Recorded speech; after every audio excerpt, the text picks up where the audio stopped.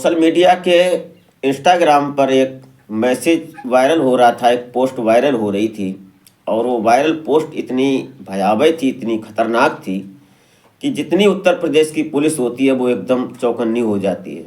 उसकी नज़र सिर्फ उसी पोस्ट पर थी। क्या होता है इस पोस्ट में? उसमें एक नासिर पठान नाम के व्यक्ति से, जो कि अकाउंट होता है, उससे ये पोस्ट की जाती है और उसमें ये धमकी दी जाती है कि इस महाकुंभ पर्व में, जो महाकुंभ होगा प्रयागराज में, यहाँ पर हम बम ब्लास्ट करेंगे और वहाँ पर कम से कम 1000 प्लस लोगों को मौत मिलेगी। इतनी पोस्ट की सुनने की, देखने की देरी थी कि एकदम पुलिस, कई एक टीम है, टास्क फोर्स, एटीएस और कई एक फोर्सें जो होती हैं, वो सभी फोर्स चौकन्नी हो जाती हैं और उस मैटर को खंगालने की कोशिश करने लगती हैं कि ये पोस्ट कहाँ से हुई और किस लिए हुई और किसने की है। ये टेक्निकल एआई के जरिए सब पता किया जाता है और पता करने के बाद पता चलता है कि ये पोस्ट किसी ने की है, वो कहाँ का रहने वाला है। और इस महाकुंभ के पर्व पर इसका कुछ आंकड़ा भी आज लेने की कोशिश करेंगे और जानने की कोशिश करेंगे कि पिछले 2013 में जो महाकुंभ हुआ था और 2025 में जो 13 जनवरी को महाकुंभ होने वाला है, इसमें कुछ आकलन और आंकड़े क्या है। तो आप इस कहानी, इस घटना में और इस महाकुंभ के पर्व में, इस वीडियो के थ्रू जानने की कोशिश करते हैं, तो आप इसमें बराबर बने रहिएगा और आशा करते हैं कि आप अपने परिजनों के साथ बेहद खुश, मस्त और खुशनुमा ज़िंदगी का लुत्फ़ उठा रहे होंगे। तो वीडियो में आगे बढ़ने से पहले आपसे बस वही एक छोटी सी रिक्वेस्ट कि अभी तक अगर आपने हमारे चैनल को सब्सक्राइब नहीं किया है तो सब्सक्राइब कर लें, एक लाइक करके एक छोटा सा कमेंट अवश्य कर दिया करें ताकि मेरा हौसला बढ़ता रहे और मैं आपको एक से एक इंटरेस्टिंग कहानियाँ और एक से एक सटीक जानकारी देता रहूँ। तो नमस्कार, आदाब, सत श्री अकाल, मैं अजय कोहली। आज की जो सच्ची कहानी और सच्ची घटना मैं आपको सुनाने जा रहा हूँ, ये घटना उत्तर प्रदेश का जिला महाप्रयाग, जिसको प्रयागराज के नाम से जाना जाता है, जहाँ संगम त्रिवेणी के नाम से जाना जाता है, जहाँ पर अब इस समय प्रयागराज में महाकुंभ की तैयारियां चल रही हैं जोरों शोर से। जो 13 जनवरी से शुरू होगा जो महाकुंभ है, यहाँ देश विदेश से लोग आएंगे। पिछले के कंपैरिजन में अगर देखा जाए तो अब की बार लगभग उससे दोगुने लोगों की व्यवस्था की जाएगी। इस समय जो 2025 में जो 13 जनवरी को ये महाकुंभ शुरू होने वाला है, इसमें लगभग 40,000 करोड़ लोग आने वाले हैं और यहाँ श्रद्धालु आने वाले हैं 40,000 करोड़। इतनी श्रद्धा और इतने श्रद्धालुओं की जनसंख्या इतनी हो जाएगी कि अगर देखा जाए तो एक देश बनने की इतनी जनसंख्या हो जाएगी। मतलब अगर देखा जाए तो कुछ ऐसे देश हैं जिनकी इतनी जनसंख्या नहीं है। इतनी बड़ी भीड़ होने वाली है और इस भीड़ में अगर देखा जाए तो व्यवस्था कितनी यूनिक तरीके से की गई है और कितनी इंटेलिजेंट तरीके से की गई है, और यहाँ पर इसकी व्यवस्था को थोड़ा आकलन करते हैं। पिछले वाले कंपैरिजन में जो पिछला महाकुंभ हुआ था उससे अब की बार में जो हुआ है, लगभग 2025 में इस बार 5500 करोड़ का बजट बना है और इसमें जो खर्चा होना है वो सारा बजट किस प्रकार से होना है खर्चा, वो जानेंगे। 30 पुल बने हैं जो पीपे जो एक कनस्तर टाइप की प्लास्टिक की पीपी होती है, उससे जो पुल बनाए गए हैं वो 30 पुल हैं। पिछली बार 12 पुल थे। उसके बाद जो पार्टून पुल कहे जाते हैं, इनको ये टेम्परेरी पुल होते हैं। इनको यहाँ से उठाकर उधर किया जा सकता है, उधर से इधर किया जा सकता है और इन पर कोई खतरा नहीं होता है। और इसमें 40,000 वर्ग किलोमीटर की एरिया में अब का जो महाकुंभ लगने वाला है वो पिछली बार जो 12,000 किलोमीटर की एरिया में था, अब की बार जो है वो एरिया 40,000 वर्ग किलोमीटर की एरिया है। उसके बाद 144 चौकियाँ बनाई गई हैं, जिसमें 50,000 प्लस जो मैनेजमेंट को संभालने वाले पुलिस के आला अधिकारी और ये सभी लोग हैं। इसमें टास्क फोर्स और हर तरह के जो पुलिस फोर्स होते हैं और बीएसएफ, कई एक फोर्सें यहाँ पर मौजूद रहेंगी। एक छावनी में तब्दील हो गया है ये प्रयागराज, क्योंकि इस समय ये प्रयागराज एक जिला घोषित कर दिया जाता है। इसमें कई एक जिले, पूरे जिले के जो बड़े बड़े आला अधिकारी होते हैं, यहाँ पर कई एक तरह के एसपी बनाए जाते हैं और कई एक हर तरह की पूरा एक सिस्टम बना दिया जाता है जो एक पूरे जिले के अंदर होता है। 391 करोड़ की बिजली खरीदी गई है, जो कि बिजली का यहाँ मेन काम है।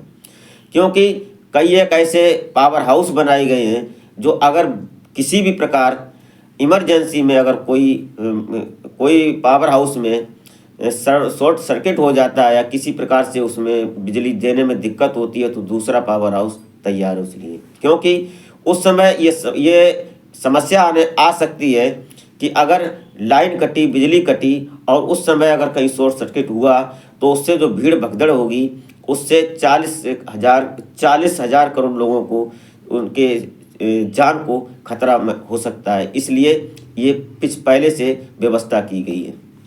उसके बाद 1500 किलोमीटर तार को बिछाया गया है।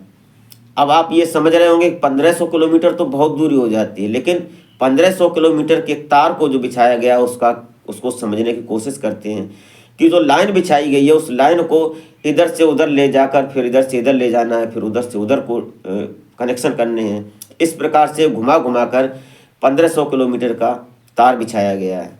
उसके बाद इसमें 3,000 स्पेशल ट्रेनें चलाई गई हैं, जो कि भारत के हर कोने से वो टूरिज्म करेंगी और सफ़र करेंगी। कभी आज किसी को आना है, वो एक दिन रुकेगा और अगले दिन उसको जाना है, तो उसके लिए वो ट्रेन मुहैया मिलेगी और वो यहाँ से वहाँ तक जाएगी। इसलिए और 1300 राउंड लगाएंगी ये ट्रेनें, जो 3,000 ट्रेनें हैं स्पेशल, ये 1300 राउंड लगाएंगी अब 13 जनवरी से और 26 फरवरी तक, ये स्पेशल है। उसके बाद 700 प्राइवेट बसें चलाई गई हैं, जिनमें से बसों में 200 बसें जो हैं वो एसी बसें हैं और कुछ स्पेशल वीवीआईपी बसें हैं और उसके बाद जो हैं वो आम बसें हैं। उसके बाद 200 प्राइवेट प्लेन चलाए गए हैं, जो चार्टेड प्लेन आएंगे जो स्पेशल होंगे। वो कभी और किसी के जो कुछ लोग आएंगे जो वीवीआईपी लोग हैं, उनके लिए ये व्यवस्था की गई। कुल मिलाकर इतना बड़ा आंकड़ा है कि एक देश को बसाने वाली बात है उस प्रयागराज में। और वहाँ इतनी बड़ी व्यवस्था के बाद अगर कोई धमकी दे तो उस धमकी को किस प्रकार से पुलिस लेगी और उस पर किस प्रकार से एक्शन लेगी, ये बात समझने की और ये बात और चिंता का विषय बन गया था। जब ये सोशल मीडिया पर इंस्टाग्राम पर एक पोस्ट वायरल हो रही थी, उसमें नासिर पठान नाम से अकाउंट बनाया गया था, नहीं उस पर कोई फॉलोवर्स थे और नहीं उसके ऊपर कोई दूसरी पोस्ट थी। और उस पोस्ट में ये लिखा था कि मैं नासिर पठान कट्टर मुसलमान, और उसके बाद उसमें यह भी लिखा था कि मैं यहाँ प्रयागराज में बम धमाका करूँगा और उसमें कम से कम हजारों लोग मारे जाएंगे। ये बात कहीं ना कहीं बहुत बड़ा एक, अगर भारत के अंदर किसी भी राज्य में अगर एक व्यक्ति को अगर जरा सी खरोंच आती है तो उस राज्य की पुलिस को लेने के देने पड़ जाते हैं कि इस व्यक्ति को क्यों परेशानी हुई, पुलिस जिम्मेदारी लेती है उसकी। और यहाँ तो 1,000 लोगों की बात थी और वो भी प्रयागराज में और महाकुंभ में, जहाँ देश विदेश से लोग आने वाले हैं, जहाँ पर एक बहुत बड़ा पर्व है जो 12 साल के बाद पड़ता है। और यहाँ पर ऐसी अगर धमकी होती है, अगर एक व्यक्ति की बात होती तो भी बहुत बड़ी बात थी, लेकिन यहाँ 1,000 प्लस की बात थी। तुरंत पुलिस एक्शन में आती है और इंटेलिजेंट जितनी टीमें होती हैं, एटीएस और कई एक बीएसएफ, ये सभी टीमें इकट्ठी होती हैं और तुरंत एक टीम का गठन किया जाता है और एआई के जरिए ये पता किया जाता है, सर्विलांस के जरिए से पता किया जाता है कि ये पोस्ट कहाँ से हुई है। तो पता चलता है कि बिहार के पूर्णिया से ये पोस्ट हुई है। अब ये पूर्णिया जब पहुँचती है पुलिस, तो वहाँ जाकर ये उस सर्वर को खंगाला जाता है, जिस नेटवर्क से उसका नेटवर्क आ रहा था उसको खंगाला जाता है। पुलिस उस गांव को घेरती है।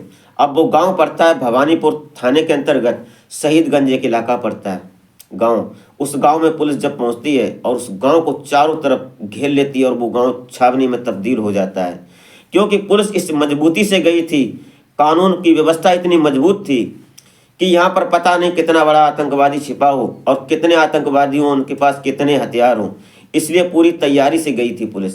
और वहाँ पर जाने के बाद जब उस गांव को घेरा जाता है, उसके बाद धीरे धीरे उस घर की तरफ बढ़ते हैं जहाँ से सर्वर उस नेटवर्क की कवरेज आ रही थी। उस सर्विलांस की टीम ने आगे बढ़ने की कोशिश की, तो जब उस घर को आवाज़ लगाई जाती है नासिर पठान के नाम से, कुछ पुलिस वाले आवाज़ लगाते हैं तो पता चलता है कि उसके अंदर से एक व्यक्ति निकलता है। और उस घर को बाहर से देखा जाए तो उस घर के बाहर देवी देवताओं के मूर्ति लगी हुई थी और एक हिंदू का घर मालूम पड़ रहा था देखने में। बहुत अच्छी तरह से सजाया गया था, शुभ लाभ लिखा था, ऊपर से गणेश भगवान की और कई एक तरह की मूर्तियां फोटो लगी हुई थी। उस घर को जब पुलिस घेरती है तो जब आवाज़ लगाई जाती है कि नासिर पठान बाहर आओ, तुमको पुलिस ने घेर लिया है। यह बात जब पुलिस की सुनते हैं अंदर के लोग, तो वहाँ से एक निकल कर बंदा आता है जिसका नाम जेके जायसवाल होता है। अब जेके जायसवाल को जैसे ही पुलिस देखती है तो उसके माथे पर तिलक लगा हुआ था और हाथ में कलावा था। ये देखकर पुलिस कहीं ना कहीं चौंक सी जाती है। वो सोचने लगती है कि ये तो हिंदू लग रहा है, लेकिन नासिर पठान कौन है जिसने ये पोस्ट की। अब इस पोस्ट को उस नासिर जो जेके जायसवाल होते हैं उनको पुलिस पूछताछ करती है और अपनी कस्टडी में ले लेती है।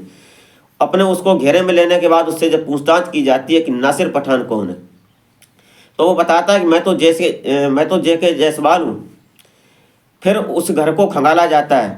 पूरी फोर्स जब अंदर जाती है और चप्पे चप्पे को छानती है, उसमें एक लड़का होता है जिस लड़के का नाम नासिर पठान था, लेकिन वो दरअसल नासिर पठान था ही नहीं। वो तो था आयुष जायसवाल, जो कि इस जेके जायसवाल का बेटा होता है। अब आयुष जायसवाल को जब पुलिस पकड़ती है, उससे पूछती है, वो 11वीं का छात्र होता है, नाबालिग था अभी, और पुलिस जब उसको पकड़ती है, उससे पूछताछ करती है तो वो कुछ अलग बातें बताता है। उसको पुलिस अपनी कस्टडी में लेने के बाद सीधा प्रयागराज उत्तर प्रदेश आ जाती है और यहाँ उसको थाने के अंतर्गत बैठाया जाता है। उससे अच्छी तरह से पूछताछ की जाती है।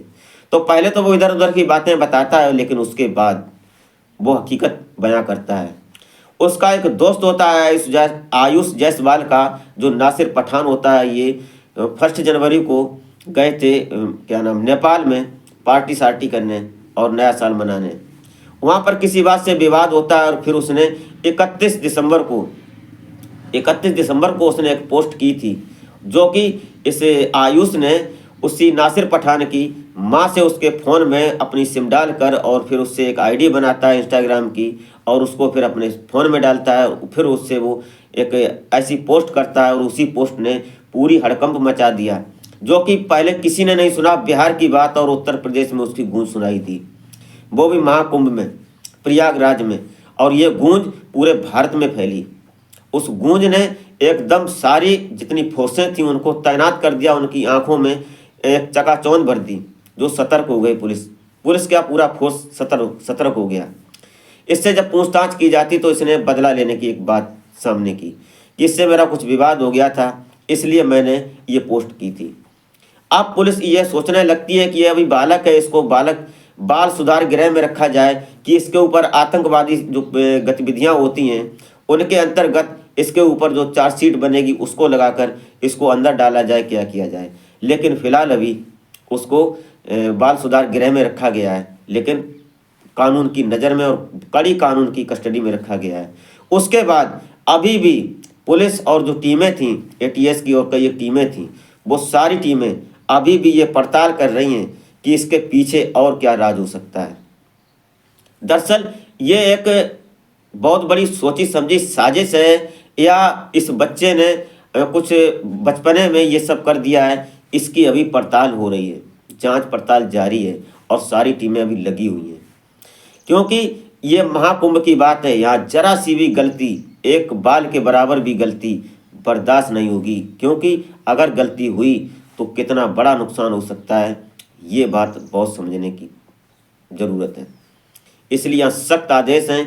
कई एक चौकियाँ बनी गई हैं और कई एक फोर्स आए हैं, जो कि पूरा प्रयागराज छावनी में तब्दील है।